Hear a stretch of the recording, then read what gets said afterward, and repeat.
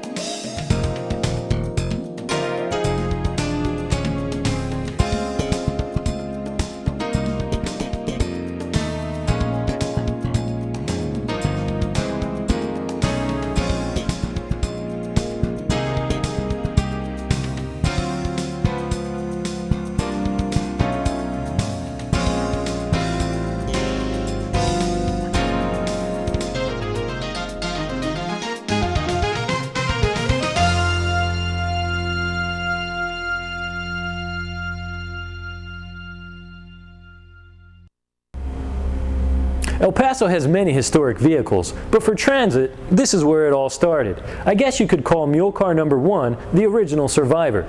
She was built in the years immediately following the Civil War, most likely in the late 1860s. We don't know the exact date, but we do know the builder was the John Stevenson Company of New York. This mule car didn't come to El Paso new. It was probably used in San Antonio for 15 or 16 years before showing up in El Paso in 1882 to work on the new streetcar line. Old Number 1 inaugurated El Paso's first mass transit system. Notice I didn't say rapid transit. The mule cars were known for slow and bumpy rides. Today's generation wants to call this car Mandy. This was not Mandy. Mandy was a mule.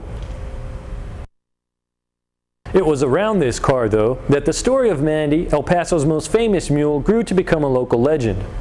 Back in 1905, that would have been 3 years after the new electric cars were introduced, a visiting newspaper man from St. Louis reminisced about Mandy and the mule car. This is what he said. It was my fortune, when in El Paso some years back, to ride a car drawn by Mandy. I shall not say how slow we traveled, because if I did, I would not be believed. After riding and waiting, principally waiting, for an hour or two, Mandy came to a dead stop in the middle of the block, and to all appearances went to sleep. The driver urged her in soft tones to proceed, and finally, he shook the lens gently. Still, there was nothing doing. Mandy slept. The driver calmly resigned himself to the inevitable, sat down on his stool, rolled a cigarette, and placidly smoked. Now, losing patience, I accosted him. "Why don't you make that mule go?" I asked. "'Cause it ain't in a going humor," he answered serenely. "Why don't you whip it?" "It ain't got no whip," he answered, beginning to look sullen. "But there's lots of loose rocks on the street," I persisted. "Pick up some of them and pelt him with them." The driver rose from his stool, threw away his cigarette stub, and eyed me scornfully. "Stranger," he said, "that mule there's Mandy. If I should hit Mandy, I'd be shot before I had time to draw another breath. He's a privileged character, that old white mule he is. He's an adopted child of this town." Then he rolled another cigarette, touched me for a match, and resumed his smoke. I left the car and walked the remainder of the distance. Streetcar in use at the time was a little bob-tailed affair which, with judicious squeezing, would hold 8 persons, providing none were very fleshy. The rails were thin strips of iron or tin. About half the time the wheels would run on the rails. The rest of the time they would bump over the cobblestones. The car seemed to bump and teeter and clatter fully one way as they did the other. One prominent businessman told me that if his wife wanted a spool of thread or a sack of flour, or almost anything else, she would listen for the tinkle of the bell that was suspended from the collar of the streetcar mule. When she heard that bell coming, she would go out and tell the driver what she wanted and give him the money to buy it with. On the return trip, he would bring the stuff into the house and she would reward him with a small gratuity. Mule Car Number 1 became a survivor and not a skeleton. Through a series of fortuitous events, too many to go into right now, suffice to say, she passed through several hands until 1950 when she was found in a badly deteriorated state behind the City Lines barn. Under the oversight of the El Paso County Historical Society, she was restored and put on display in 1955 in the San Jacinto Plaza. However, in 1969, she was evicted from that site and moved to a display shelter at Cleveland Square. She had to be moved again recently to make room for the construction of the new History Museum. Plans are now for the mule car to be restored once again and displayed in an appropriate historic location. El Paso's first mule car, a true survivor.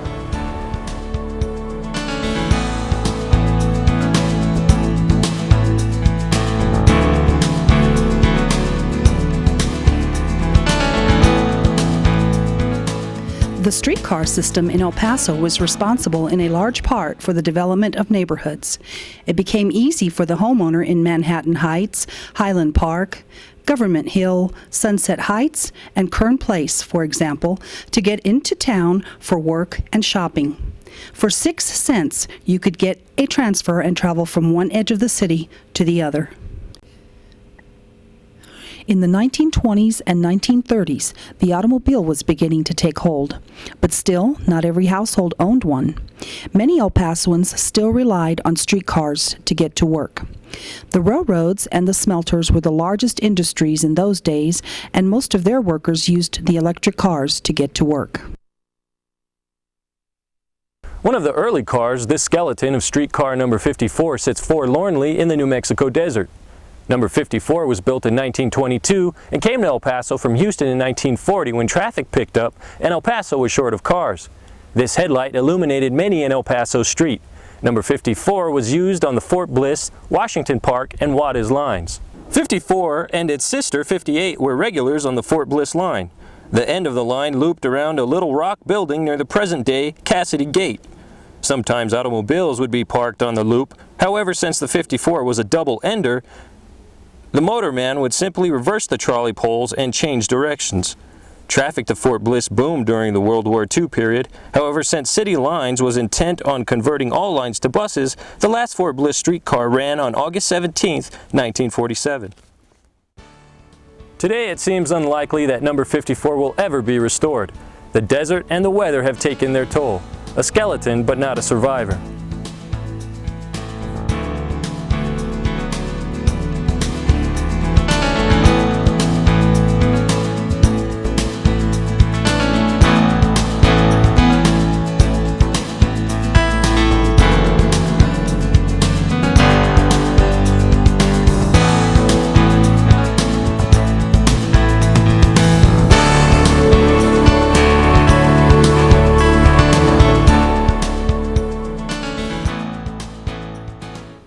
By 1950, only the Juarez line remained.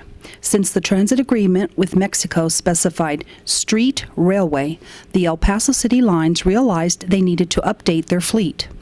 In 1950, they were still using cars dating back to as early as 1912. That is when El Paso bought 20 streetcars from the San Diego transit system. Renowned El Paso artist Jose Cisneros once worked for the city lines. He was responsible for decorating some of the cars in his own inimitable style.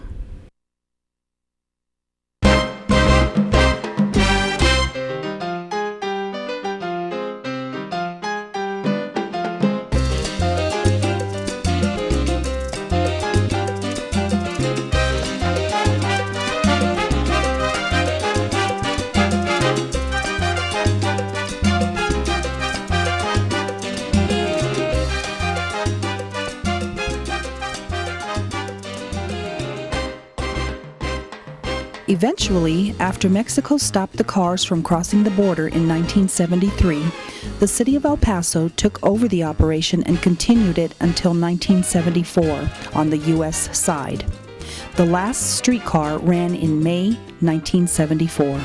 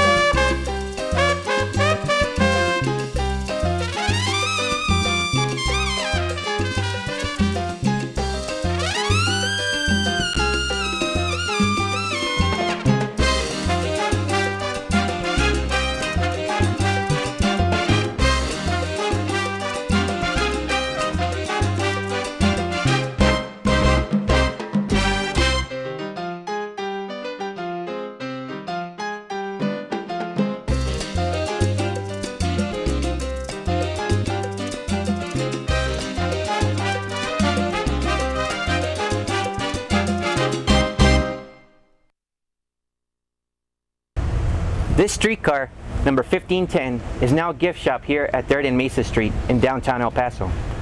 It was built in 1937 and ran in San Diego from 1937 to 1949. During World War II, it carried thousands of sailors, Marines, and defense workers. In its own way, it helped win the war.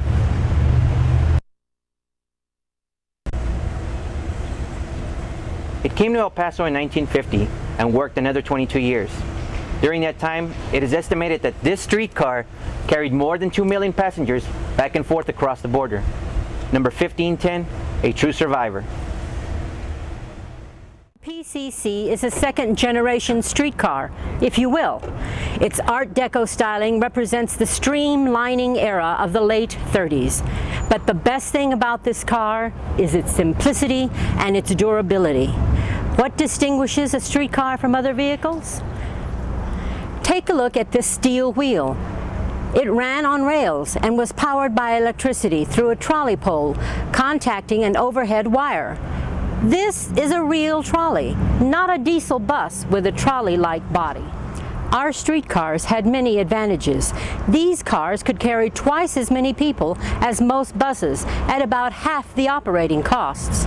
El Paso cars like number 1510 and the other 9 survivors put in 34 years of service and still could be restored and go out on the line if need be.